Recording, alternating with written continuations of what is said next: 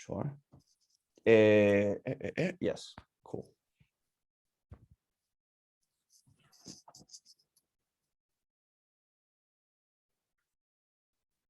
So I can see everybody joining in. Let us know where you're dialing in from.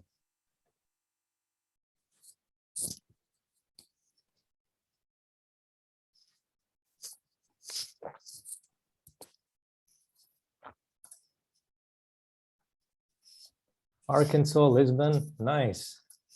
Oh, wow.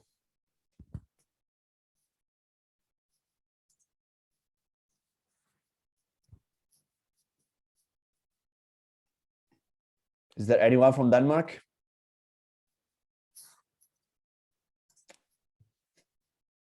Ciao, Luca. Cool, someone from Denmark. Wow. How about someone from Spain?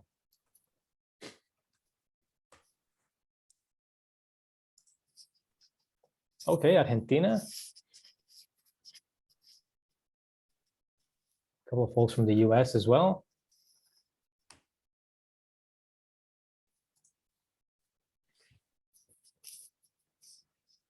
That's a very nice background, by the way, Filippo. Thank you. Thank you. I mean, we inherited this office from the company who was here before us. Yeah, they burnt a lot of investment on graffiti on the wall. We just got it from them. So thank you. Awesome. Let's just wait 10 more seconds and we can get rolling. Anyway, it's crazy actually, because a lot of people are from different countries here. So it's really Belgium, Uruguay, Sweden, London, Lisbon. I know Lucas from Italy, India, Netherlands, Argentina. All over. Cool. Yeah, that's cool. Awesome. So thank you everyone for tuning in to this webinar hosted by Leadfeeder. I'm Deepak, your host for today. I'm the Director of Inbound Sales at Leadfeeder. And without further ado, let's get going. So capturing your prospects' attention has become harder than ever. That's just the reality of the world we currently live in. You can have the best tools out there, the best tech in business, but that won't help you close any deals if your prospect isn't interested in hearing what you have to say. So how do you increase your chances of landing a reply when you do get in touch, or when you do attempt to get in touch with someone? There's no magic formula, but we have a guest today who's going to hopefully share some insights and impart his knowledge and experience in terms of things that you can do to land, to increase your chances of getting a reply from your prospects, and help you build that thought leadership and showcase yourself as someone who's credible to increase your chances of landing more replies. So we have Filippo from Shield. I guess I'll leave it over to you to introduce yourself. So hi everyone, and thanks Deepak for inviting me, for having me here. Yeah, I mean, I work as a revenue operator for Shield. Shield is a LinkedIn analytics platform which gives content creators on LinkedIn insights for a dashboard. So yeah, basically, Deepak invited me to join the session and share kind of the perspectives I gained from multiple conversations on LinkedIn when I actually posted content on LinkedIn, but also like, I mean, I talk to content creators posting on LinkedIn on a daily basis. So, which is why Deepak invited me as well, right? So first question, Filippo, over to you. Why LinkedIn? Why should we take LinkedIn seriously as a platform? Yeah, so there are a lot of data here that kind of back up, the topic of this event, right? So, LinkedIn, first of all, is the leading B2B social media, right? So it's the best channel for B2B companies to generate awareness, inbounds, referrals, partnership, and so on. But some data here is like, okay, more than 50% of the revenues across the 14 major industries generated by social sales, right? And SDRs generates way more opportunities by actually posting constantly on LinkedIn. We're gonna talk later also about what to do on LinkedIn, like the best practices, because of course posting is not enough, right? To generate more opportunities, it's also about engaging. But you also need to consider that not everyone replies to cold calls. Not everyone might reply to videos. So LinkedIn just gives you another channel where you can, of course, share your messaging. And of course, share some content that can solve other people's challenges, right? And what I always say is that, okay, there are, maybe Deepak, you know this data better than me, but like there are 7 million LinkedIn users. And only 1% of LinkedIn users post consistently on social. So automatically this tells you, hey, this is a big opportunity. There are so many people not leveraging LinkedIn organic for business development or for referral or for partnership. So this just tells you, okay, if you post consistently tomorrow, if you are considered for 6-7 months, you are already outperforming 99% of other LinkedIn users. I was going to say, there's actually, north of 750 million LinkedIn users. In terms of, I think it's like 150 million or so were just added in the last year and a half. Just comes to show that people are starting to take LinkedIn more seriously as a platform. And from your point of view, do you feel like there's a specific reason as to why people may be more hesitant to take calls or email or respond to emails or take phone calls? Do you think there's a reason why people are moving into social more? Yeah, I think it's also it's impacted by how people buy today. So people buy more through word of mouth. So they gather feedbacks from other people, from other decision makers, or they leverage more their network to get more perspectives on what product to buy. And before, I mean, for people who actually were doing sales before the pandemic, like, that before the pandemic, cold calling was way more effective, right? People were kind of expecting cold calls all the time, or people were more responsive over email, right? So I'm not saying that, cold calls doesn't work anymore, or email doesn't work anymore. Absolutely, I'm not saying that. It's just people are leveraging more their networks, are asking their peers some feedbacks before buying a product, which is why they leverage more LinkedIn as a platform to stay updated about industry trends, industry news, and new products in the market. Do you agree, Deepak, or do you have any other perspective to add here? Absolutely. I'd just like to add that there's a lot of millennials who are in decision-making roles, and millennials are used to having everything in the palm of their hand. So they want to be, you see my phone there? So they're used to being approached in means that are, of ease of access to them. They like to have everything in the palm of their hands.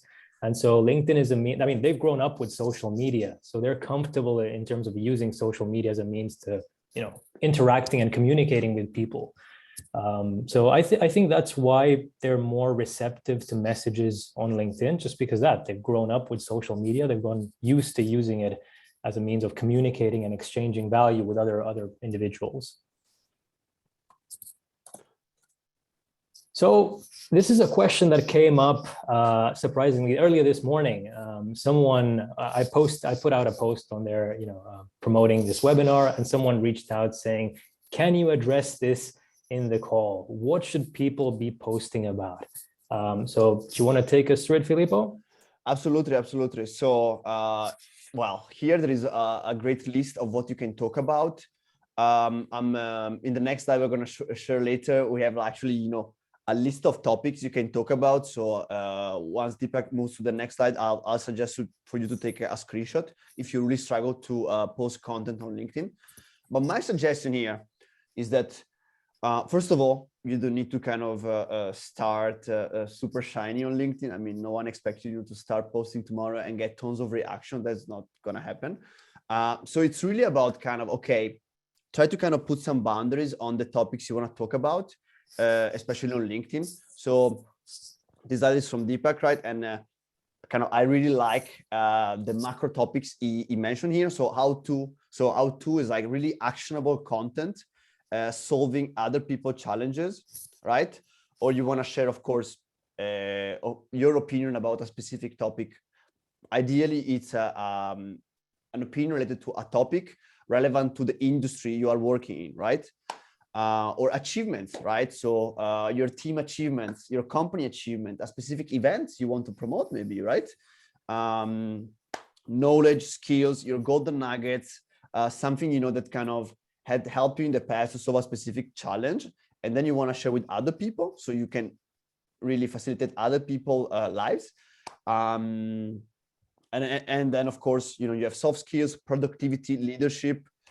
So my suggestion here: take a screenshot of this slide and take a screenshot of the next slide if you really struggle to create content.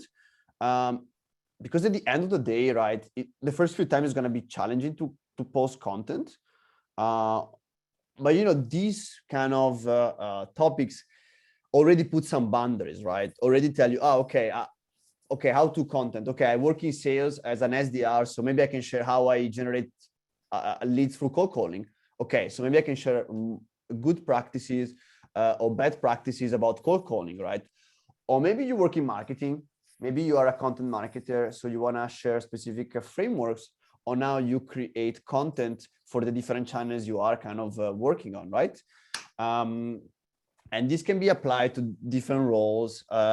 We have Luca here, who is watching. He works in the HR, and he posts a lot about HR. So, of course, I guess the audience today is mostly about salespeople, but this kind of framework can be applied for any role in any company, right? Because at the end of the day, we all have an office job, right? Most likely. So these can be applied to any office job and even freelancing job. I think the list here is quite extensive. Like from my point of view, I like to think that there's absolutely always something that you can talk about. There's anything that you can pick up on and use. I think the challenge comes where, people get caught up in their day-to-day and they often struggle to come up with the ideas or as to what to post. Maybe they're not feeling inspirational. Maybe they got that writer's block. After all, sales reps aren't content marketers, or maybe they just have so much on their plate, so many activities to get through in a day. What's your advice in terms of setting time aside to prepare content or gathering sources of inspiration? What do you suggest people do? Yes, so I feel like I can definitely reply to this because 3-4 years ago, I was working as an SDR. And at that point in time, like I was not posting on LinkedIn because of course, LinkedIn was not so kind of engaging as now. But basically to reply to your question, Deepak, definitely time blocking is the most productive activity you can do on a daily basis. Because of course, as an SDR, you need to cold call, you need to send videos, you need to send emails. You probably are also sending SMS, or maybe you're also creating content on Twitter, right? And now you also need to add LinkedIn to your prospecting channels, right? So, it means that you need to actually put some time aside, so time block. What I don't do outbound anymore. I mostly take inbound, and then also I do customer success activities, but I block 30 minutes per day for LinkedIn, right? So I spend 10 minutes connecting with the ideal customer profile. I spend 10 minutes commenting on other people's posts, and I spend 10 minutes posting on LinkedIn and reply to the comments. So that's, yes. Sorry, no, finish. No. And that's actually how I structure my day, because I know that LinkedIn can be really distracting if you don't really block some time aside. So my kind of workaround here is that, I actually use a lot this list of topics here for my content. But then so this was the slide that Filippo said you should screenshot as well. So if you're watching, take a screenshot of this slide. Yes, and it was actually a post I shared a few days ago on LinkedIn. So I also repurpose a lot existing content I already created. And that also helps to really minimize the writer blocks. But to get back to your question, block time aside, 30 minutes per day, or, you don't necessarily have to post every day. That's, I think, it's a misconception, because you should start posting at a frequency you can sustain over time. So if you're gonna post every day for 1 month and then you're gonna stop posting, maybe the frequency is not ideal here. Maybe it's better to post twice per week, consistently every week, rather than posting like crazy for a month and then quitting, right? So, but definitely a great way to start if you're really new to the LinkedIn game or the LinkedIn content game, especially at the beginning, is really critical to start commenting on other people post. So if you are really at the beginning, you don't really feel like posting straight away, a great way to start is commenting on other people post, because you, of course, you practice your copywriting skills. You can turn your best comments into posts. That's what I was going to say. Comments serve as content too. You're still putting yourself out there. Yeah, exactly. And you know, once you kind of feel more confident about your copywriting skills and you're like, okay, actually I can do this, right? Then you can really, you know, reuse the top performing comments and then reuse them as a post. And from a sales nurturing perspective, commenting on your ideal customer profiles post is one of the best way to nurture these deals, right? So most of you are probably going to use Sales Navigator and so on. So right now I don't use Sales Navigator anymore. I probably unsubscribed a few months ago. But what I was doing, I had a specific list on Sales Navigator called Nurturing. So all those kind of, you know, qualified opportunities were added to this list. And then I was actually, you know, commenting on their posts when they were actually sharing content on LinkedIn. So commenting is a great way to start, is a great way to nurture existing opportunities, and is also a great way to practice your copywriting skills. And on that note, is there a perfect balance between content publishing on your own profile, so something that you'd come in and post, and then engaging with other people's content? Like, is there a ratio that people should keep in mind, or should they be commenting, you know, X times more versus the content that they push out? Do you reckon there's something they should keep in mind? So I wouldn't say there is a ratio. I think the ratio changes once you get more mature with your LinkedIn content. So at the beginning, I was getting really low traction. I would say beginning means like the first 6 months I was posting on LinkedIn. Not that I get that much traction now, but I get more, because in the first 6 months I was basically, you know, only posting, right? But at the beginning, it's really critical to comment, to engage on the people post, to open up new micro niches, to start new conversations at scale. So definitely at the beginning, I would say try to spend more time commenting than actually posting. And then, so is commenting the secret to driving more engagement to your own content? Is yes. that why you recommend people should turn up? Yeah? Yes, 100%. So commenting is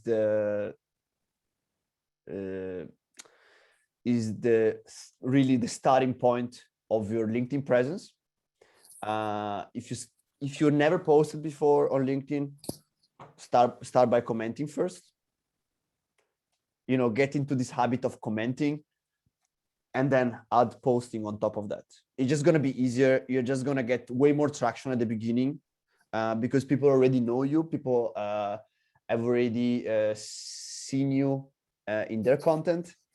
So definitely, I would say at the beginning, 70% commenting, 30% posting.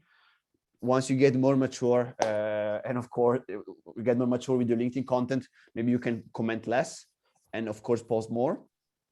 Yeah. I would like to add to that. I would say comment in a pertinent manner when and where you can actually add any value, not just adding random things for the sake of commenting, but actually where you can see where you can add your 2 cents or make a difference or give someone some constructive advice they can take and apply in their day-to-day, but just showing your expertise through that, commenting and showcasing that you are someone that knows what they're talking about, essentially. And it's a great ad because it's also like, I mean, you know this, Deepak, right? Like, I mean, you post something, you put some time on posting some content, and then you have this classic comment like, hey, thanks for sharing, all spot on, which is like, yeah, I mean, it can be good once or twice. But of course, you cannot really comment all the time spot on thanks for sharing, right? Because you're not really adding that much some substance to the creator's post, right? I like to take it a step back. We looked at a couple of topics that people can speak about, essentially ideas for content pieces.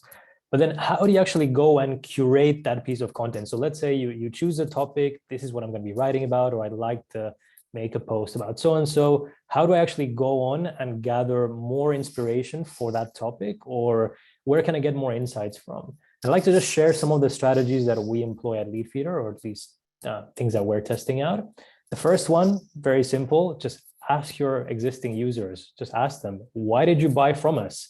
And people will tell you it was, they liked a certain thing about your product. They liked how they were sold to. They liked something that they read about your product. They'll give you the why. Why did they buy from you? And you can use that to then create content on the back of that and hopefully align it with the topic that you've chosen and create something that's going to actually give value to the rest of your audience.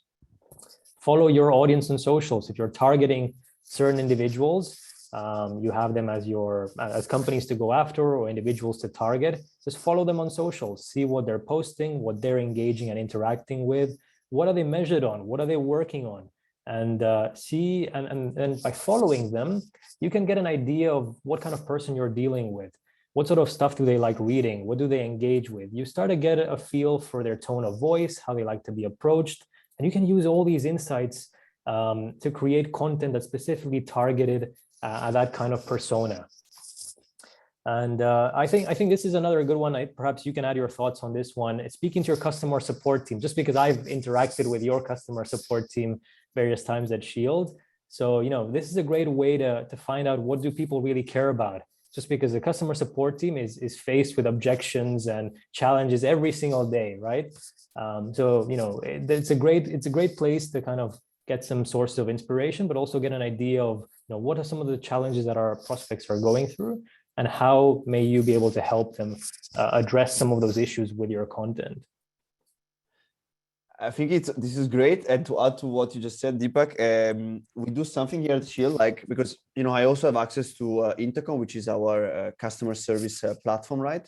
So what we do once every 2 months, we kind of go through all the questions asked by prospect or customers through Intercom.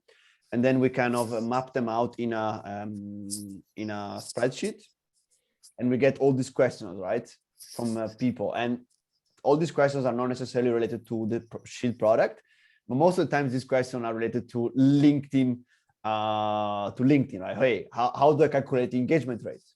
Hey, can you share some tips about LinkedIn? So it's not really questions related to Shield, but it's related to LinkedIn, right? And then we actually grab those questions like, okay, why don't we create an article about this? Oh, why don't we use this as a post idea, right? So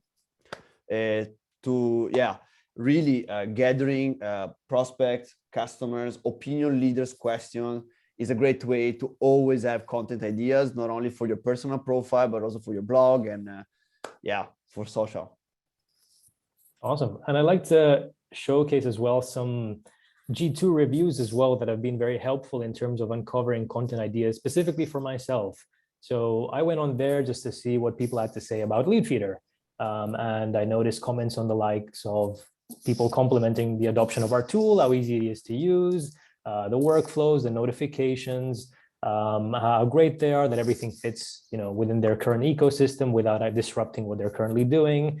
The importance of using Leadfeeder for direct marketing campaigns and ABM, and scoring and qualifying leads. And I was just producing content on the back of that. I knew these are things that are important to my audience, and they're voicing it through their reviews and comments. So let me just take those points and create content that addresses exactly those points that actually matter to them.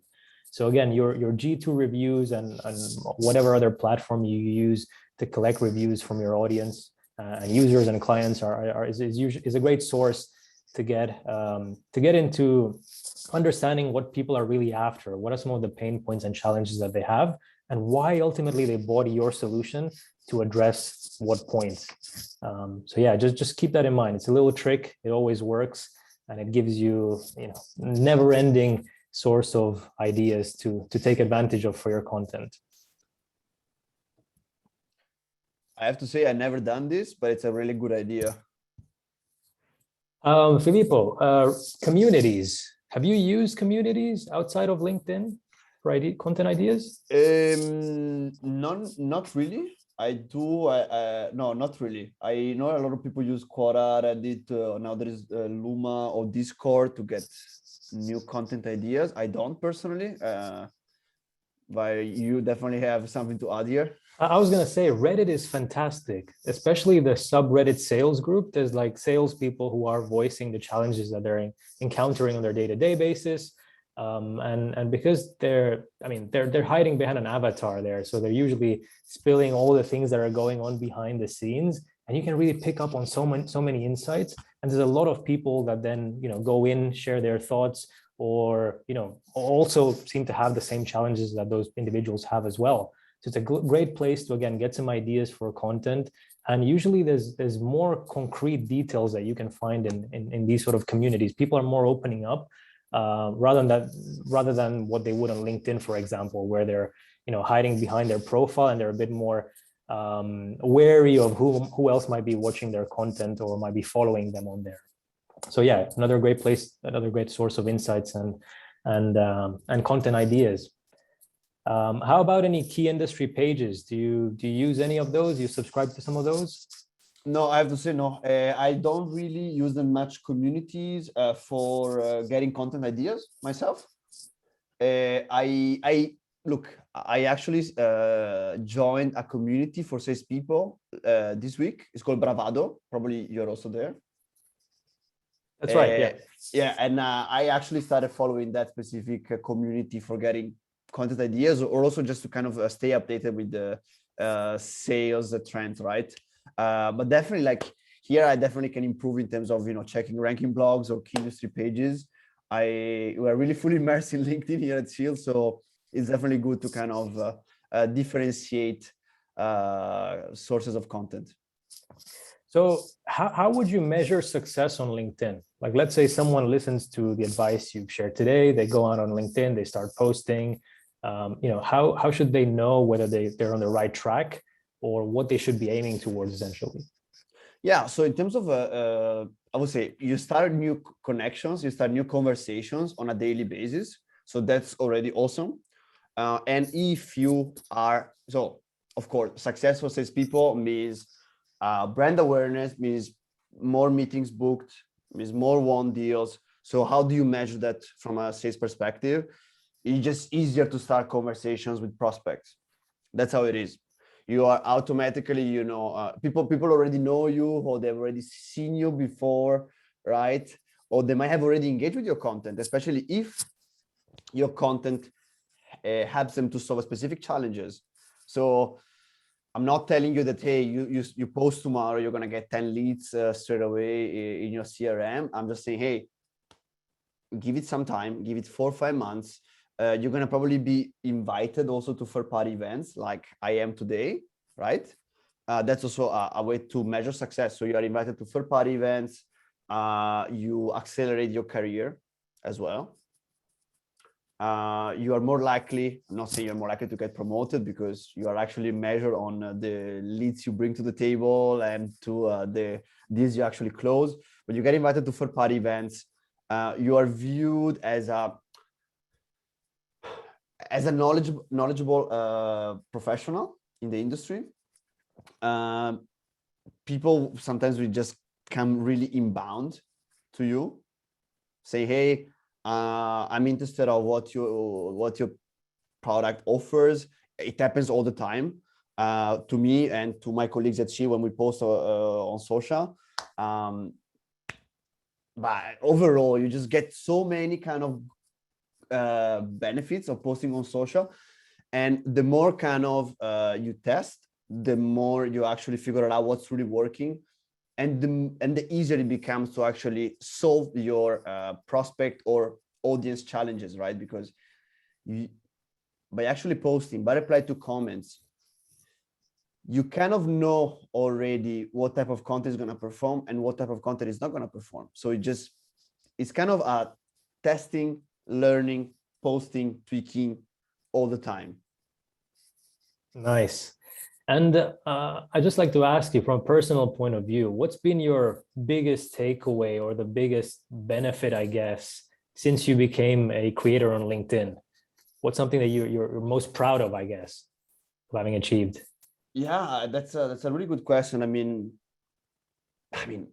definitely being invited to third-party events is something that I'm happy about, because of course I have the chance to talk to you, Deepa, but I had the chance to talk with people also with more experience than me, right? So definitely that's something that I'm really happy about it, because I can, exchange perspective with other people. But like the really big benefit that I see from my point of view is that the fact that I know if I start tomorrow a side business as a like sales coach or LinkedIn trainer, you can call it however you want. I can actually sell that as a side product. For me, if I want to really quit my job tomorrow at Shield and start a new job tomorrow, it's going to be easier because I already have an audience. So these, when you look at these, like not only as an employee, but like as a future entrepreneur, maybe this makes so much sense, right? Or maybe you are a hiring manager, you already have an audience to leverage when you actually want to hire your next person. So there are so many benefits of doing this. From my personal perspective, just the ability to say, hey, tomorrow I want to start like an agency, a side business, or I just want to kind of share a product on Gumroad so I can sell this digital product, and then I already have a channel where I can promote this new product. So you can really create an additional income stream. Nice. Thank you for sharing. I just wanted to share as well a framework that I put in place for myself when I'm producing content for LinkedIn. I like to remind my team as well that not all the content you push out on social has to be educational. Like one of the slides said earlier, your goal is to educate, engage, or excite. You don't need to do all three things at once, but if you can at least tick one off, you've kind of served the purpose with that piece of content. So the framework that I have, my sweet spot is right in the middle. So I create my content myself because that's who I'm going to, the people who are going to be reading that content are going to be interacting with myself. If I create it myself, it's going to sound as authentic as it can be. No one's going to be able to replicate my tone of voice or how I write or how I speak. And ultimately, that's what people want. They want to see or get an insight or a snippet of what it's going to be like dealing with yourself at the end of the day. The content that I push out, or people who are already following me and they maybe see my content, those of you who know me, you know that I'm selling to two personas. So on one hand, I'm selling to marketers and I'm selling to salespeople at the same time. So I know that the content I'm going to be pushing out tomorrow is going to be for marketers, whereas the content that I'm going to be pushing out next week is going to be for salespeople, for example. That way, I keep both my audiences engaged and I don't risk alienating someone because they don't like what I'm sharing. So I'm trying to mix it up, spice it up a little bit where and when I can to try and please both my audiences. And then last but not least, the content that I'm pushing out there is content that I can create easily myself. I don't need to go out of my way in terms of blocking out a lot of my time, because I also have a lot of other things to get on with throughout my day. It's content that I can create with very ease. And I really like the framework that you shared earlier, Filippo, in terms of structuring your day. And I think we have it here laid out for anyone, again, who wants to take a screenshot and wants to try and emulate that same framework and apply it to their own day-to-day. We do something like this internally ourselves. Our salespeople are kind of following something like this. But is there anything you'd add to this? Or would you want to keep it like as it is, especially for those who are getting started, I guess? I will keep it the way it is. Like I will really stick to these 30 minutes per day. And maybe you don't necessarily need to post every day. Maybe you can spend more time commenting, so you can really allocate the time you want to each specific activity here. But I will add something that for me was really helpful. That's something still keeps me really consistent and accountable for my own content. Just like, hey, I block 1 hour per week to content batch my content for the week. So I don't really have those days in which I look at my screen, I stare at the screen and like, what am I going to post about it today? I don't have those days because I just block 1 hour per week to do content creation, so that's something that for me is just really helpful. I never have this stress of, I don't know what to post about. What about today? Because the content is already done, and even though there are some days in which my creativity might be a little bit low, right? What I do, I just grab posts which perform really well in the past.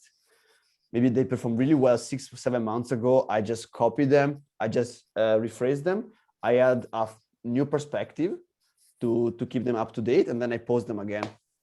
That's a trick. I mean, it's not a trick that I'm the only one using. You also, Deepak, use that probably, but a lot of people do that because if something has performed really well in the past, most likely it's going to perform well again. The thing is that if you post it 6 months later, your network is going to be larger. So more people are going to view that content. So most likely this content is going to perform even better than the first time. That's right. If you do all these things over time, they will compound. So if you post something that you posted in the past that has performed very well, and you're following these steps, and you are growing your network exponentially, then naturally your content should have a higher reach the next time you post it with a different point of view. And to answer your question, Filippo, yes, I do have something I call a content pipeline and a content calendar that I built on Notion. If anyone's familiar with Notion as a platform and you are interested in my template, drop me a message on LinkedIn and I'll happily share that template with you. And yes, whenever I'm in the zone or feeling inspirational, I'll go in there and I'll craft a couple of posts. And then that way I don't have to worry about putting something out there when I'm not feeling inspirational, because I have tons of posts that are already written that I can just take in and just put them out there, and that's it. Don't need to worry about what to post. So yeah, just plan and have what I like to call as filler content prepared in advance. So that way you never run out of things to say. I have the same process as well. I mean, I use Notion. I use this content calendar template they have, and then I just have all my content planned there. Nice. It's a fantastic tool. It's really changed the way and just given me a bit of more structure when it comes to laying out my post, and then also filtering and seeing what type of content works best when. So I know, certain types of content might perform better on certain days at certain times, or certain types of content might perform better if they're, so let's say I post something that's targeted for salespeople. I know that a certain type of content will work better for salespeople. Just because I've done it so much, so often, I can derive that to that conclusion. Yeah, I mean, Notion, I think, is great not only for planning your content, but I mean, I use it a lot, for instance, for sales playbook for internal use. So I have both the sales playbook for inbound, and I'm also building the one for outbound, and I also have the customer success playbook. All these playbooks are actually built in Notion. Nice. Okay. Yeah. So for me, it's I use it all the time. I always have a tab open on Notion because I really use it all the time. It's just a fantastic tool, and I will honestly pay I would pay for this tool because I use it also for my personal life. Cool. Yeah, it is a game changer. Cool. Well, I guess that's all the slides we had put together, and let's open it up for some questions. So let's just take a look at the Q&As. So the first question by Luca: do you find that sharing too many hot, too practical and educating content gets you in front of people who don't have buying power, or is it the contrary? Asking from a B2B perspective. Thoughts, Filippo? Okay, I see the question from Luca. I think it's a really good question, Luca. I see that with my content, especially because I do post a lot of how-to or really practical tips. So is this type of content that when it's in front of the right people, it gets also leads, right? So I get a lot of people, kind of signing up for the Shield free trial coming from my content, right? Because they also tell me, over DM. But at the same time, sometimes is not viewed as personal, so it's really kind of business oriented sometimes. So I think that Deepak has probably a better perspective than me here, but probably the right balance here is like to have, of course, how-to frameworks, but not only that, but also to have, kind of leadership, soft skills, team success. So sharing different type of micro topics related to your industry to kind of have a better, compelling LinkedIn presence. What do you think, Deepak? Yeah, I like very much how Jacob replied to that comment, how he put it. I don't think you can ever be too much of an expert on anything. And you just have to remember, if the person that's reading your content, let's say they're an influencer, not that ultimate decision maker, but they're an influencer. If they interact with your content, chances are they are connected to that end decision maker. So they might get to see that piece of content if they engage and interact with it. So if that influencer is constantly interacting with your piece of content, ultimately it might get seen by that decision maker. And if it doesn't, at least it helps you establish that thought, that thought leadership, that credibility with that influencer. If they're constantly interacting with your content and you do reach out to them, they'll be more likely to open up that door for you or make that introduction to that end decision maker because they can trust you already. And you're not just a nobody for them. So it will help you out. It will definitely help you out. To add to that, I think you have a great point, Deepak, because LinkedIn is really awesome, not necessarily to target one decision maker, but it's really to ask for referral, So if you do have this person from that company you are targeting, for instance, and this person engages all the time with your content, like your chances to get a strong referral to the right decision maker is going to be way higher. Exactly. The next question here is by Chris, who's asked, I have recently changed careers after being in the same niche for over a decade. What is the best way to rebrand yourself on LinkedIn? That's a really, really, really good question. So I honestly, maybe I'm not the right person to reply to this because I mostly only worked in B2B SaaS sales. So definitely, I think the question is great because through your content, you are able to, of course, express your new interest. And by actually engaging with people in your desired new industry, you are able to get new connection in that industry. And then it just gives you a more gradual shift towards that industry. So, of course, content helps to reshape your brand into a new industry. But especially if you are planning to move to a new industry, getting a new connections, building a network in that new industry is probably more valuable than the content itself. I would say doing the research and understanding who you're going to be working with, or who do you cater to? Like, who is that new audience that you're ultimately going to be dealing with? So if you understand that audience, know what makes them tick, what they're after, what they're interested in, and kind of using that as a basis to when you are, giving your profile or your approach a makeover, just having that in mind. Yeah, and to add to this, you have a great point. A great way to really learn know your audience better is by, of course, posting content, reply to comments. Replying to comments is viewed as a unscalable activity, but it's that type of unscalable activity which kind of gives you a better branding, but also helps you understand really who you're talking to, right? So that also helps to really understand the audience, posting and reply to comments and engage with other people. Awesome. Next question. As a business who's trying to grow their presence, is it better to comment on posts as individuals or as a business? What's your take on that? Yes, so definitely as a person. And quick data here is like a post shared from personal profile gets more views than posts shared from company pages. But definitely, if you wanna really kind of grow your business, I suggest to comment from your personal profile.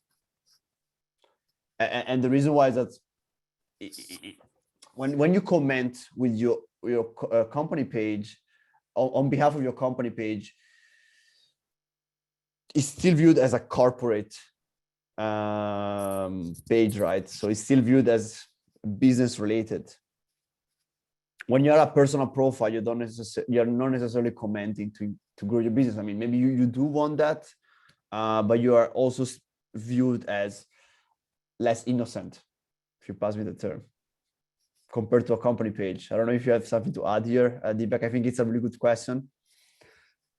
Yeah, I would just take it back to basics and remember that people buy from people. You don't have to be providing the best solution out there as a company, but if someone likes you as an individual, they're more likely to buy from you. So I'd say, you interact with them from an individual account, but you still need to maintain that business account. Now, with that business account, you can focus it more from a self-promotion point of view, whereas from an individual account, you'll be adding more value in terms of sharing knowledge on the industry and best practices and how-to tips and so on. So I'd say, boy, that's the split to aim for. Cool. And the last question, besides posting and commenting, any opinion and best practices on LinkedIn advertising to promote? Can you repeat the question? I lost you for a sec. Yeah. Besides posting and commenting, any opinion and best practices on LinkedIn advertising to promote? Like LinkedIn ads? I would assume that's what they mean, yes. Whoever asked that question, would you mind adding a bit more context to that? Because if it's LinkedIn ads, I'm not the right person, because we don't really spend any money on ads at Shield on any platform. So I'm really not the right person for this. What I can share, if the question is related to LinkedIn ads, the reason why we don't really do them right now is because our lifetime customer value is not really high enough to spend so much money on LinkedIn ads. Deepak for sure has a better perspective here, because I get some ads from Leadfeeder sometimes. I was going to say, I can put you in touch with our marketing team and they can share exactly what they do and how they do it. With LinkedIn, there's a high CPC. So you need to be super targeted when you are using LinkedIn ads and leveraging them. I know we use our own data when we are running those campaigns on there to be a lot more targeted. But yeah, happy to make that introduction, Luke. I know you're a Leadfeeder user, so I'll put you in touch. Cool. Next question. What's the best scheduling tool that includes LinkedIn? Would you advise someone to use a scheduling tool? I mean, honestly, I don't use scheduling tool for LinkedIn. We might want to have like a scheduling product within Shield, but that's not the situation yet. I heard great stuff about Buffer. I really heard great stuff about Buffer. I mean, I have no problem to suggest competitors, if they are better than us in a specific field. I heard great stuff about Buffer. I don't really have experience about scheduling tool with LinkedIn. What I heard also is that like a lot of scheduling tools, especially when you share posts for a scheduling tool, you might experience a lower reach compared to when you actually share posts natively within the platform. Do you have any scheduling tool you're using, Deepak? Or? No, I post solely natively on LinkedIn. I try and steer away from scheduler tools. I've just heard and seen, well, I've actually tried it out. I noticed that it does hurt reach quite a lot. So I've decided to just show up on LinkedIn and post natively on the platform. Yeah, that's also what I heard. I mean, and again, I have all my content kind of ready all the time. So for me, just about kind of copying the post, pasting it on LinkedIn, adjust a little bit how it looks like, and then I share it. So yeah. Same. It's very low effort over here as well. It takes like 2-3 minutes just to open up Notion, get the post, and then put it out there. It's very simple. I mean, I see it maybe like from an executive perspective that could be valuable, right? Because the executive doesn't really have so much time maybe to reply to all the comments, or just like, to kind of create his/her own content. So maybe that could be maybe more valuable for that type of profile, right? So yeah. I think scheduling via a tool can perhaps impact and hurt reach, but at the same time, posting something is better than posting nothing at all. So if you have to use a scheduling tool, then probably, do it, because it's better than it's better to show up than not showing up at all. Yeah, and also kind of the perspective I have when it's about kind of whether automating something or not, maybe start without automating. And then actually when you get to that point that, oh, wow, it's becoming really tough to do everything manually, then actually is when you start automating, you know. That's kind of always my perspective when I have to think, okay, whether to automate something or not, I start manually. And then when I really get to this point that I'm super saturated with something, then I might consider automating that. Cool. And the last question here, someone was asking for your last name and company, and Jacob very kindly added your LinkedIn profile there. Thank you. I guess that's all the questions. Anyone want to ask any last minute questions? Just use the chat or use the Q&A function. Someone has asked, what do you think of tools like DuckSoup, automated tool? I've been targeted by that specific company multiple times. I'm totally against automation or bots when it's about messaging. So I'm totally against, you know, automating messages on LinkedIn. But because first of all, it goes against kind of LinkedIn terms and conditions. So I don't want anyone to get banned on from LinkedIn. But that's kind of my perception here, my perspective. I mean, you don't necessarily want to automate, you know, birthday wishes, or you don't want to necessarily say automate, you know, thanks for connecting, all of that. I mean, I'm against that. That's kind of how I see it. You are going against the terms and conditions of LinkedIn. You have so many ways to kind of get in front of the right people. You don't necessarily need to go against the terms and conditions of LinkedIn. I don't know what are your thoughts on this, Deepak? I don't use any automation tools. Anyone who connects with me, I'll make a point of starting a conversation with them and actually having that conversation. So yeah, I steer away from automation tools myself. Cool. Someone has asked for the template of the content calendar. Yes, you can approach either of us. We'll both share our templates if that's what you're after. Yeah.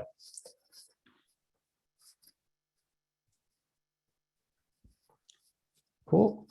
Any last questions?